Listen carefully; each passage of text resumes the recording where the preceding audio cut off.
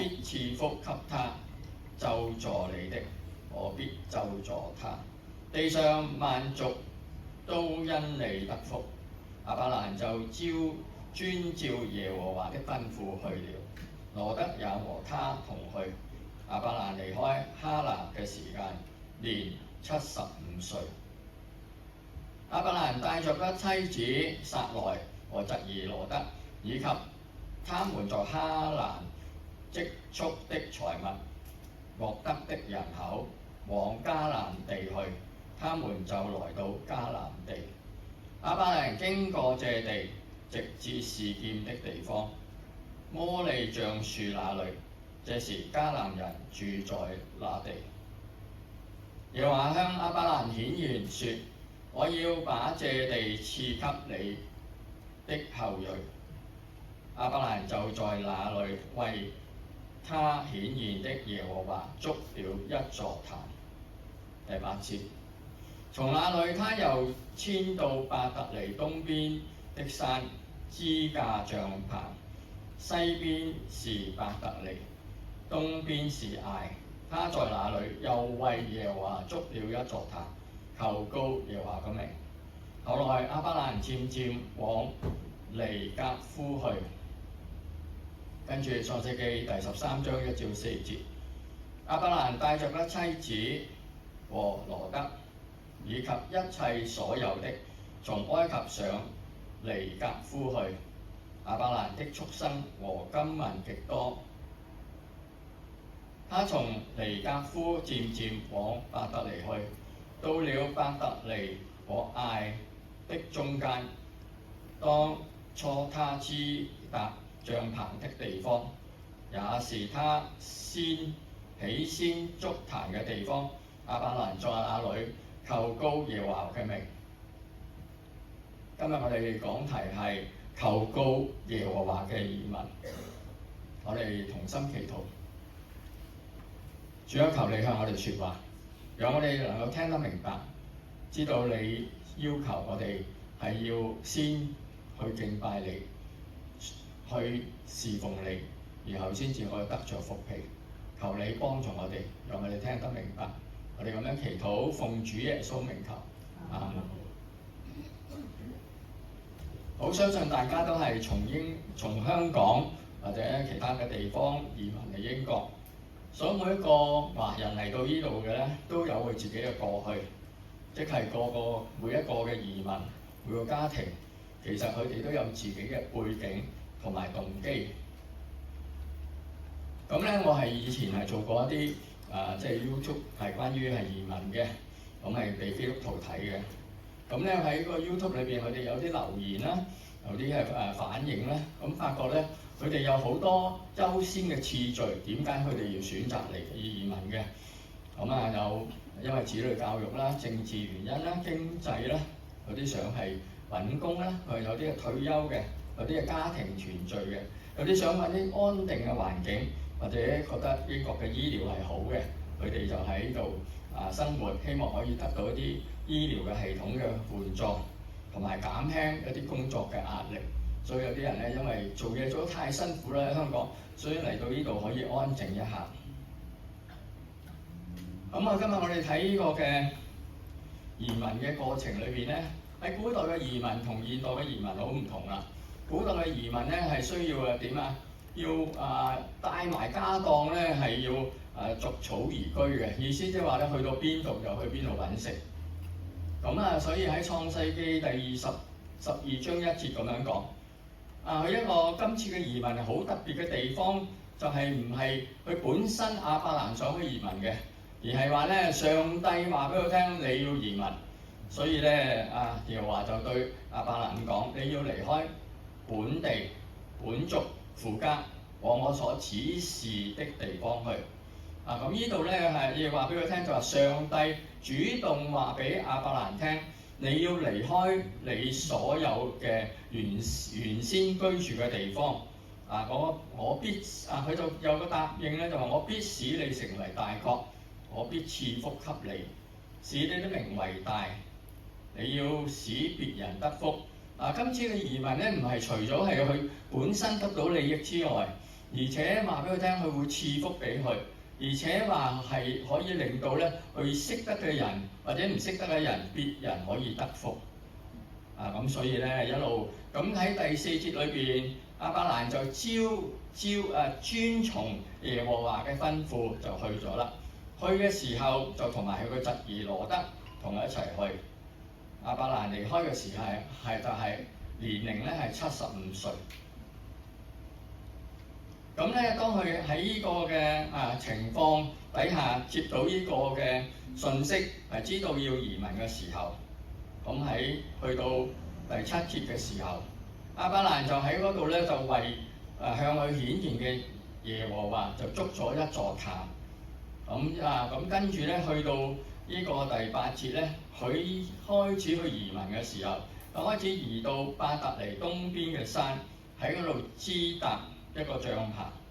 西邊係伯特利，東邊係艾，喺中間嘅時候，又為咗耶和華去築一座壇，即係話之前咧佢又築咗個壇，但係去到嗰度又要再築一座壇。咁你唔知道亞伯蘭去原生家庭嘅地方係乜嘢嘅地方咧？即係話係一個拜偶像嘅地方，因為嗰個迦勒底嘅地方、吾爾嘅地方，其實就係好迷信天象嘅。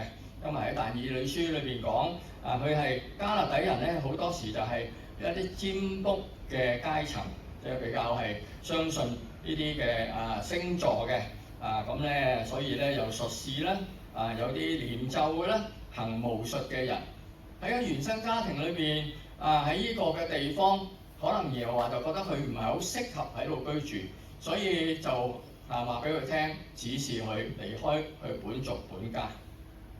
我哋知道啦，古代嘅移民咧，好多時就需要咧帶埋佢嘅家當，帶埋一個有住嘅地方，唔同我哋即係我哋咧就需要一個地方咧係佢咧係需要喺帳棚裏邊，因為喺古代咧亞伯蘭嘅喺以色列嘅地方咧，基本上都咧佢哋係逐草而居嘅，所以佢就連埋佢哋自己嘅家當一齊去移民。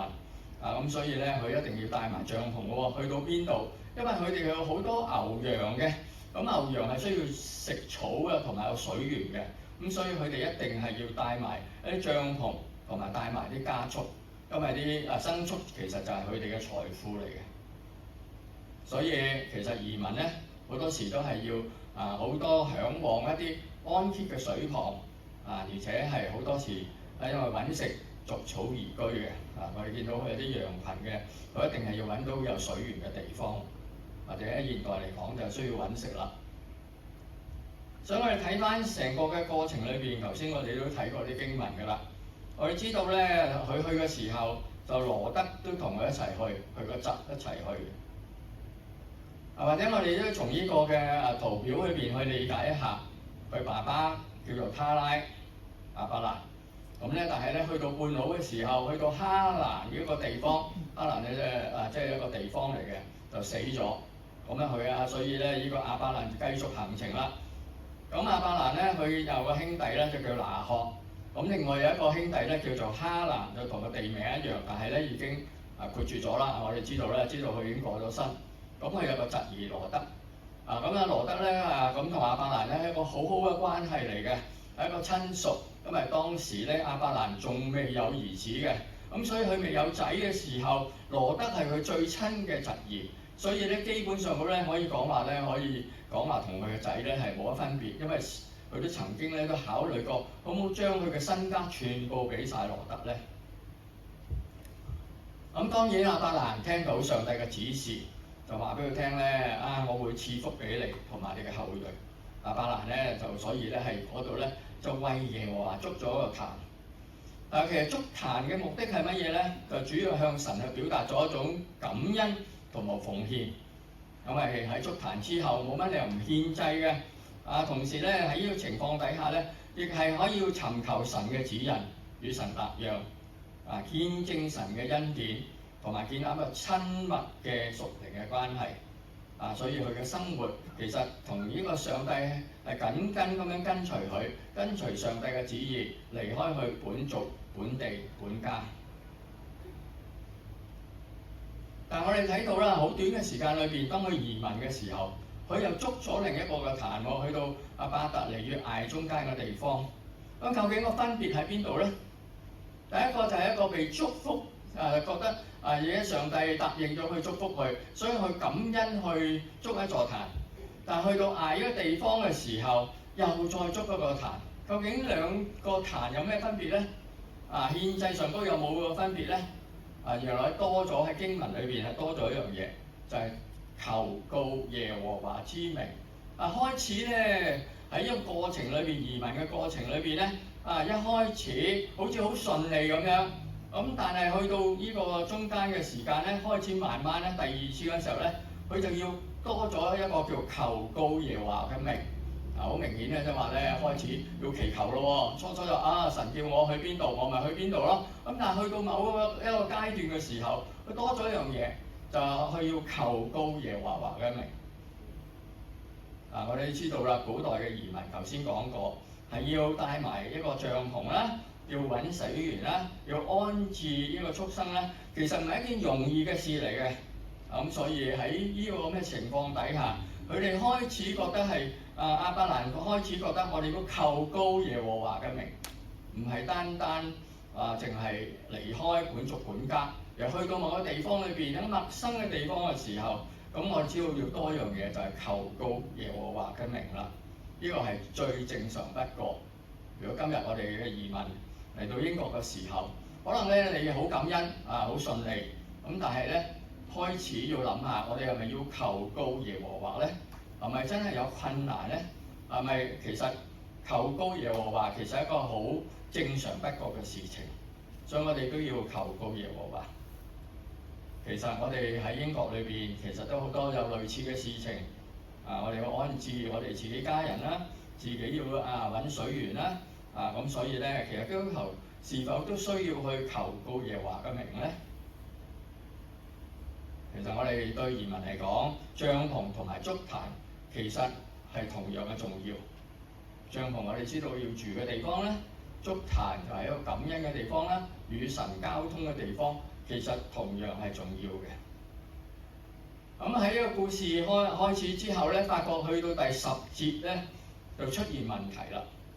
就出現咗當時嚟講咧，亞伯蘭遇到個饑荒，咁咧饑荒咧就即係呢個天災啦嚇。咁就人唔係可以承擔到呢個嘅天災嘅，因為天災之後就會出現饑荒，饑荒係非常之嚴重，所以去到嗰個地方嘅時候，亞伯蘭就開始好擔心。你擔心咧點嘅咧？擔心都要諗辦法㗎。我哋擔心喺度空擔心係冇用嘅，所以佢諗到不如咁啦，我哋去啲富庶嘅地方啦。咁於是乎咧，佢就下到埃及。好明顯咧，就話咧喺之前去求告耶和華，但係咧去到呢個階段嘅時候，佢都冇講過話要求告耶和華。總之我就要去揾食，總之我覺得饑荒，總之覺得困難，我哋就要去另一個富庶嘅地方。所以佢就選擇咗去埃及嘅地方，在那裏居住。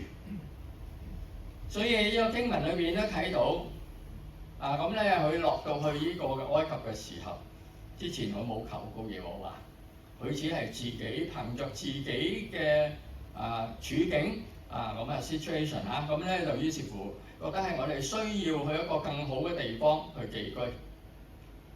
但係喺11節嗰度咁講，將佢去到近埃及嘅時候，佢就對佢個妻子撒萊，即係話佢太太啦，佢話咧你都幾靚啊，咁應該係啦嚇。咁咧所以咧就同佢講啲埃及人咧可能咧就因為你咁靚咧，因為當時嘅喺古代呢個嘅民族咧，就係四圍迦南裏邊嘅民族或者埃及嘅民族咧，佢哋係有一樣嘢，好似蒙古人一樣。去到邊度咧就殺死啲男人，然後咧就將佢啲太太咧就娶嚟做老婆。呢個係一種呢種係當時裏邊一啲嘅情況嚟嘅。咁於是乎咧，亞伯蘭佢就諗下點樣解決呢個問題咧。所以佢諗到，不如咁啦，你唔好當我係太太啦，你係當我係你話見到人你就話俾佢聽，其實我係你個妹。其實我有冇講大話咧？咁根據聖經嘅考證咧，佢係冇講到大話，咁我哋就會提出一個問題，就話：哇，你個妹點樣可以做呢個太太嘅咧？咁啊，咁喺當時裏邊咧係容許嘅。法老王咧，我睇一啲即係歷史咧，法老王咧佢哋個家族咧成日都係娶媽媽娶太太啊，作為太太娶妹妹啊，作為太太啊，家姐做太太，係咁嘅文化底下嘅。咁所以咧，其實咧喺亞伯蘭其實又係冇講到大話，不過係白色嘅大話。就去亞伯蘭咧，佢個妹佢就娶咗佢做老婆就叫撒萊。咁咧，於是乎咧就真係落到去嗰陣時候，咁咧啲埃及人咧就睇到呢個女人極其美貌，即係話咧撒萊非常之靚啦嚇。咁咧於是乎咧就喺法老面前咧去稱讚佢，咁有啲想報效啦嚇。咁話俾佢聽啦，佢好靚嘅咁所以咧於是乎咧就法老王咧就召佢入宮中啦。咁但係咧因為上帝嘅應許咧呢個嘅亞伯蘭咧佢嘅後裔咧係可以得福噶嘛。咁問題就發生，以埃及王如果娶咗呢個嘅撒萊嘅時候，咁係咪斷絕咗呢個嘅血脈咧？咁所以上帝就介入啦，就降災俾法老同埋佢全家。咁法老喺當時嚟講就知道。佢知道亞伯蘭，知道咧呢個亞伯蘭咧其實講大話，咁於是乎咧召見呢個亞伯蘭，就話：你做啲咩嘢咧？咁點解你唔話俾佢聽係你嘅妻子咧？就認你係妹咧？咁於是乎咧就因為咧上帝咧介入，咁咧令到咧呢個法老咧，於是乎就都係好敬畏上帝，所以咧就話：你帶走你個太太啦嚇，咁嗰度吩咐咧。亞伯蘭咧同佢妻子咧，同埋一切已經即係贈送咗俾佢嘅財物咧，叫佢帶走。咁我哋睇到呢個移民嘅困難嘅時候，有啲人我哋可能都會走下正面啦，或者我哋都會有少少即係唔係幾道德嘅事情，可能我哋都會做㗎嚇。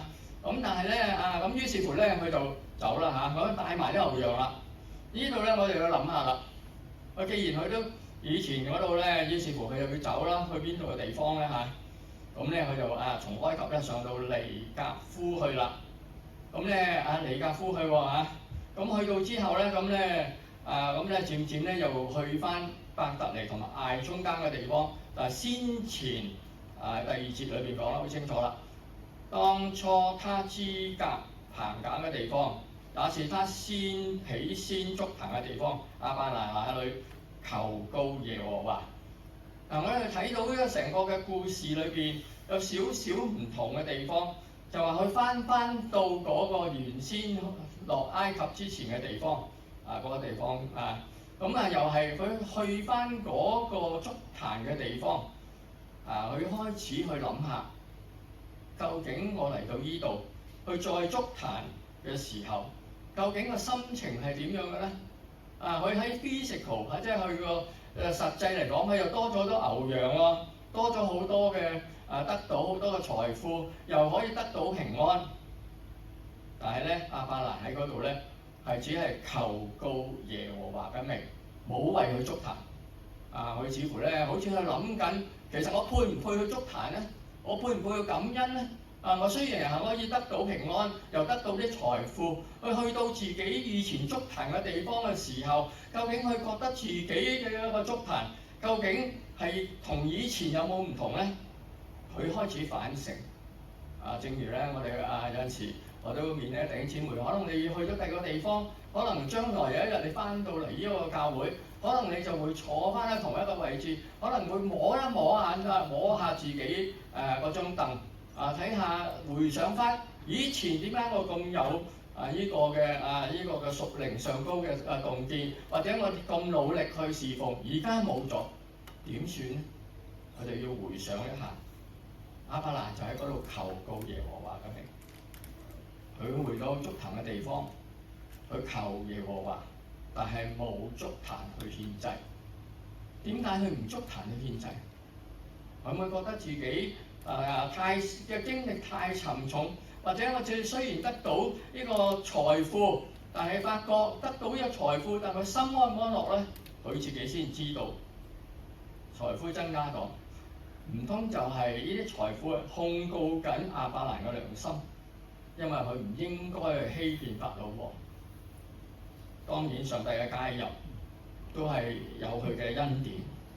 當我哋移民之後，遇着人生轉折嘅時候，雖然我哋今日都會得到平安，但係你認為亞伯蘭可唔可以用法老得嚟嗰批牛羊去獻祭呢？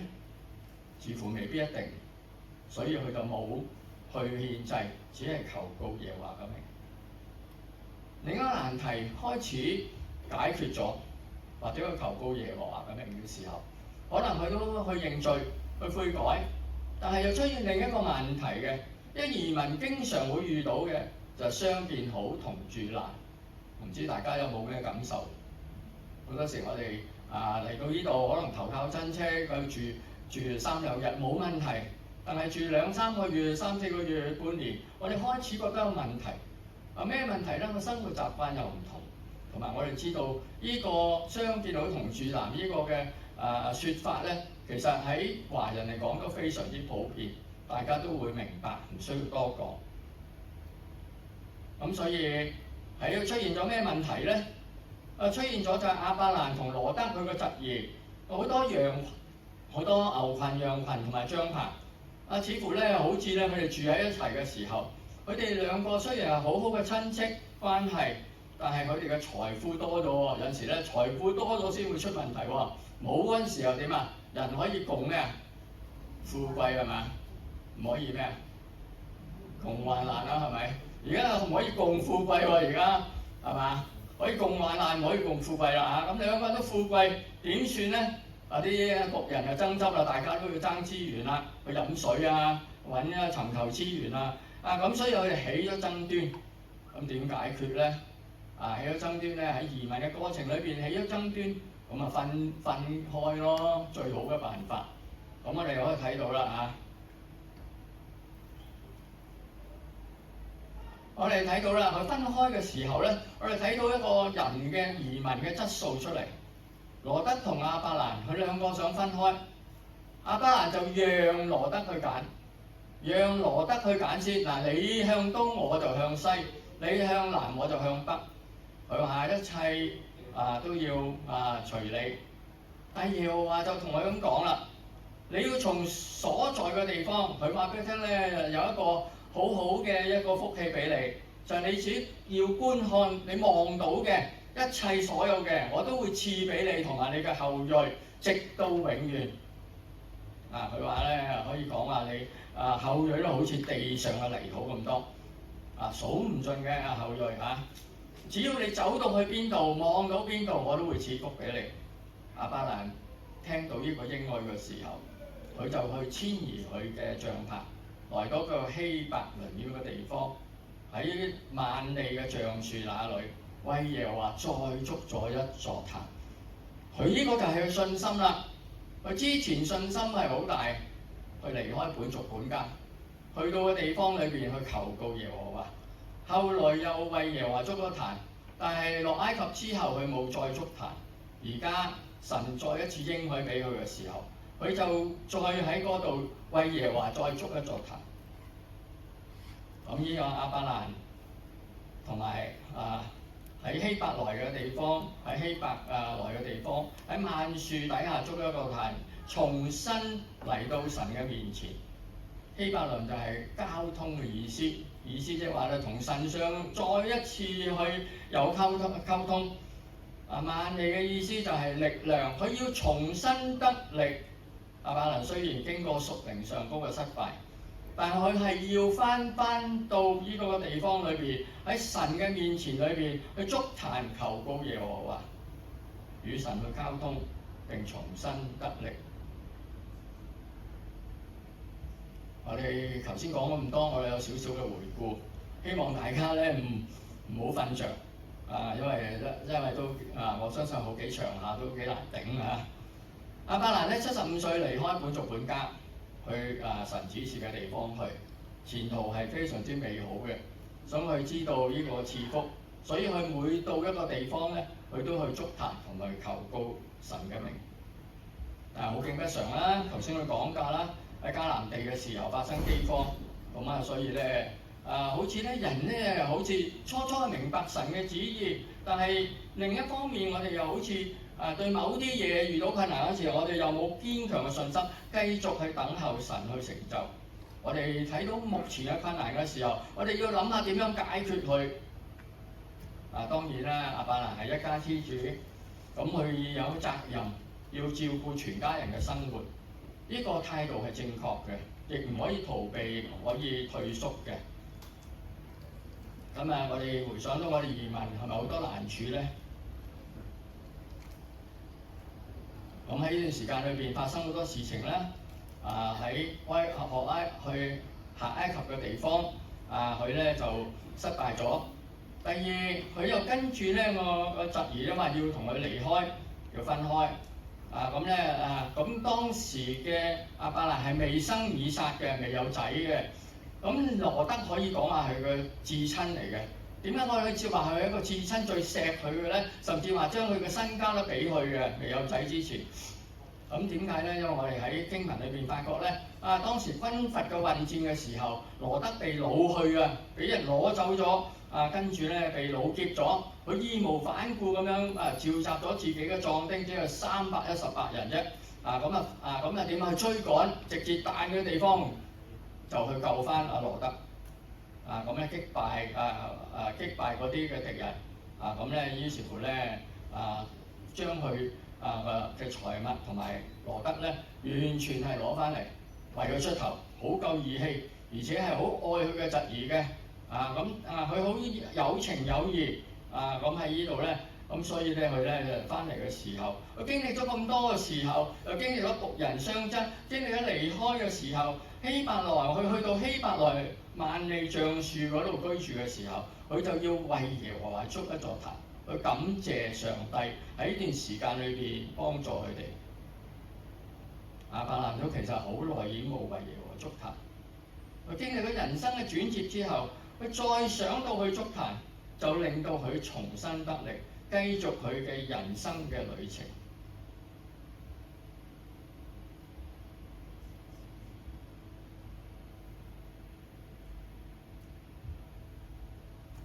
但願我哋今日都遇上人生波折嘅時候，都能夠起來，再一次去築壇。當亞伯蘭改名之後，佢築咗人生裏邊信心同埋信服嘅壇。因為大家如果基督徒好熟悉㗎啦，就將以撒擺上壇裏邊，想獻祭俾上帝。當然，上帝一個慈悲嘅上帝，佢哋唔會真係上帝唔會真係想殺咗佢。呢段嘅經文大家好熟悉，我哋或者都知道，大約知道呢個故事，就係當佢想下手去殺以撒嘅時候，天使就攔咗佢，讓佢唔好殺咗佢。有一隻羊係代替咗佢，亦預表咗將來嘅代罪羔羊耶穌基督。可以講話呢個係信心嘅最高峰。呢個信心嘅最高峰由移民開始，係一步一步咁樣增長，遇到困難，遇到試探，然後到最後先至可以成為信心之父，去獻祭以撒。呢個係一步一步移民上高係需要學習嘅。獻燔祭嘅時候，佢想伸手去攞刀嘅時候，當然啦，佢唔會下手啦。因為天使嘅説話阻擋咗佢所以有代替嘅代罪羔羊。所以亞伯拉罕嗰時改咗名啦，就稱嗰地方叫耶和華以勒，就已經上帝有預備。直到今日，我哋都知道呢個獻祭上高，我哋唔需要擔心嘅，上帝會有預備。喺呢幅圖我哋知道啦，大約嘅過程。我哋從亞伯拉罕身上學到一件事，經文話亞伯拉罕每到一個地方就會築壇，只不過告訴當地嘅人，我所信嘅係邊個，話俾佢哋聽，其實我係信上帝嘅耶和華嘅，所以我去到乜嘢嘅地方，我哋都需要將自己交託俾神。喺現代嚟講，我哋換咗份工作，我哋上班第一日，我哋唔可以忘記自己將自己嘅工作交俾神，我哋將自己嘅環境、主管、同事交託俾主。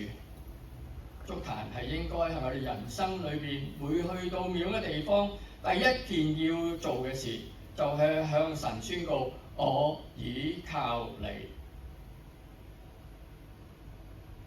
或者你剛剛離開咗痛苦，咁你就要去為神去築一座壇，向神禱告。主，我要求告你個名，接受你嘅引導。你剛得到一啲稱讚或者福分，唔好忘記向神去築壇，去感謝，將榮耀歸翻俾佢。同埋築壇就係基督徒隨時更新自己嘅秘訣，係基督徒從軟弱中能夠重新咁樣站起來。築壇就係基督徒對人見證神嘅恩惠、慈愛、榮耀。所以我哋人生要必學呢個功課，願耶穌基督嘅恩惠、神嘅慈愛、聖靈嘅感動常與你們眾人同在，就係靈魂嘅功課，必修嘅要做嘅事情。築壇對我嚟講，每一日每一件臨到我嘅事情，都要先交俾神，向佢築壇。喺移民蒙福嘅路裏邊，其實無論大小、大事小事，我哋要交託俾神。蒙福嘅路係必須自己去發掘、去尋找，你尋找就必尋見。我哋回顧翻築壇選擇亞伯拉罕選擇嘅地點，第一個係事件嘅地方，又係顯現嘅地方；第二個係巴特利亞伯蘭求告嘅地方；第三，希伯倫重新得力嘅地方；第四，座壇摩利亞山獻以撒嘅地方。其實外邦嘅神唔需要你去築壇嘅喎，你唔會去黃大仙嗰度話我幫你築壇啦。咁咧，所以上帝係要你親手去築壇，所以你要喺家庭裏邊嚟築壇，喺工作崗位度築壇，喺教會裏邊築壇，喺團契裏邊築壇，喺福音中心嘅侍奉人嘅人群當中去築壇。無論你得與失，總要為耶和華去築壇。築壇到獻祭係需要個過程，築壇係要一塊一塊石頭咁搭上去。築壇係一層一層咁樣搭上去，築壇係做最基層係一路咁樣收窄上去。築壇嘅時候要努力去思想、去反思、順服嘅地方，因為築下有啲人唔會再築噶啦，可能放棄噶啦，因為太勞碌啦。築壇之後，仲有一樣好重要，就要放上祭物，唔係單單築咗個壇就走咗去。讓人去放上祭物，最後就要生火。聖經話俾佢聽，我要咩？燃燒殆盡，才能先完成咗獻祭。築壇係蒙神嘅悅納，討佢嘅喜悅。如果我哋要找到個移民蒙福之路，就要為耶和華去築壇。移民困難與耶和華嘅祝福。每一個嚟到異地去打拼嘅信徒，都有一段活生生嘅信心嘅故事。讓我哋嘅眼淚同埋掙扎當中，能夠找緊那未離棄我哋嘅神，相信佢嘅恩典係夠我哋嘅用。你嘅賜福，上帝嘅賜福，時時都更新。就正如詩篇所講：你出你入，耶和華要保護你，從今日直到永遠。移民困難，離開個熟悉啦，離開熟悉嘅地方，好多對好多移民嘅基督徒而言，搬遷咧異地，除咗係一個physical， 即係一個實際嘅一個嘅環境裏邊嘅轉變，其實亦係心靈嘅挑戰，包括語言啦、文化隔膜啦、溝通不足啦、文化差異咧，成日帶俾我有挫折同埋孤單感，經濟嘅壓力啦，初嚟報到，工作機會有限，生活成本又高，身份嘅歸屬感同埋掙扎，常感到兩邊都不是人，一種嘅疏離感。家庭嘅人際關係嘅挑戰咧，羅德同呢個嘅亞伯蘭佢哋都要分離。家庭角色嘅轉變，孩子同父母之間嘅文化嘅斷層咧，信仰生活嘅動搖咧，找唔到熟悉嘅教會咧，語言不通，屬靈嘅支持不足咧。聖經中嘅移民者，好似亞伯拉罕嘅經歷，其實係一個挑戰嚟嘅。所以經文提醒我哋，這世界非我家，我們乃是客旅和寄居的。移民係無價，可以得到無價嘅祝福。神祝福唔係淨係物質上嗰個豐盛，而係患難中所經歷嘅信實同埋恩典。正如雅各當佢第一次夢到天梯嘅時候，耶和華喺嗰度，佢都唔覺得係。後來佢先明白，耶和華真在這裡，我竟不知道。耶和華其實經常都喺你嘅身邊。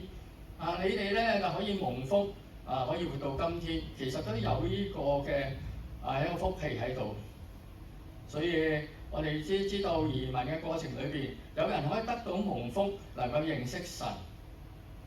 原來我哋嘅困難嘅背後，就係神要保守我哋。神嘅作工同我哋諗法可能係唔同，但係佢保守你同你嘅家人，讓你哋都可以全家可以蒙福。我記得我移民，我喺1993年嚟呢度英國移民，到今日我依然仲喺企喺度，都係一個上帝嘅恩典。喺呢個過程裏邊，我唔知點解上帝又擺喺我去幫助移民呢個嘅服侍裏邊，所以我係服侍過幾代嘅移民。我曾經跟嗰個法官有2-3年嘅時間去學習移民嘅法律，又曾經喺內政部裏邊有10年當佢嘅院牧。呢啲嘅經驗都係俾我係點樣去繼續去點去服侍一啲嘅新移民。所以喺你哋都係一班嘅新移民，其實我覺得你哋係可以得到福氣嘅。雖然我都有困難，如果我話俾你聽我冇困難嘅話咧，係完全錯誤嘅。我有我嘅困難，你有你嘅困難，好多未解決。所以好多時我哋都知道我哋係好困難，但係我哋要仰望我哋嘅上帝嘅時候，呢個移民就係有無價嘅賜福。呢個生活上高，無論我哋遇到乜嘢嘢，我哋都要為耶和華祝壇，讓主去賜福同埋保護我哋，讓我哋都喺個生活嘅層面，喺屬靈嘅層面，無論喺我哋去到乜嘢境況，甚至係飢餓，甚至係有好似要下埃及，但係會翻轉頭，得到上帝嘅啟示，佢可以諗翻上帝都保守咗俾佢，所以佢都求告耶和華，跟住再去嘅人生，佢就一路都要為耶和華祝壇。盼望你哋都可以喺呢個移民嘅過程裏邊找到上帝，上帝經常都喺你身邊，讓你哋可以喺呢個困難中可以不斷嘅無盡。願神祝福大家，去同心祈禱。主啊，感謝你，你俾我哋喺一班喺從異地裏邊嚟到英國嘅居民。主啊，我哋都面對好多嘅困難。